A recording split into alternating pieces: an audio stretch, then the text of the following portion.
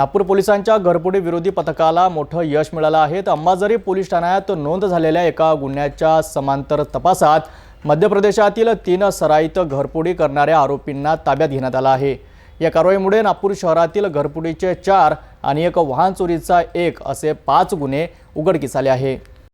पोलिसांनी दिलेल्या माहितीनुसार अंबाझरी पोलीस ठाण्यात दाखल असलेल्या गुन्हा रजिस्टर क्रमांक 370च्या तपासादरम्यान घरफोडी विरोधी पथकाने मध्य प्रदेशातील 3 सराईत गुन्हेगारांना ताब्यात घेतलाय।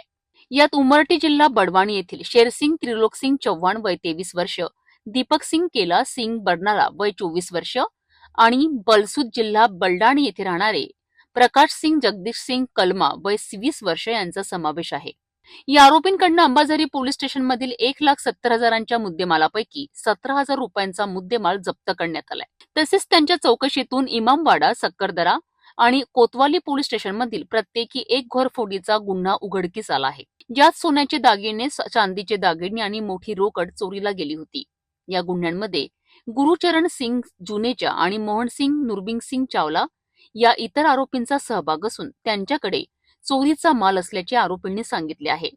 याशिवाय मूर्तिजापूर पोलीस स्टेशनमध्ये नोंद असलेली 50,000 रुपयांची होंडा युनिकॉर्न मोटरसायकल चोरीचा गुन्हाही उघडकीस आणण्यात आला असून ती मोटरसायकल जप्त करण्यात आली आहे।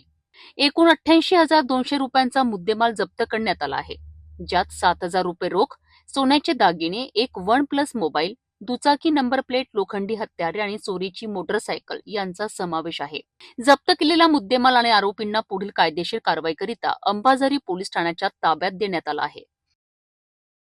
नागपूर पोलिसांच्या या कामगिरीमुळे शहरात घडणाऱ्या घरफोडी आणि वाहन चोरीच्या गुन्ह्यांवर अंकुश बसण्यास नक्कीच मदत होईल। या प्रकरणाचा पुढील तपास सुरू आहे।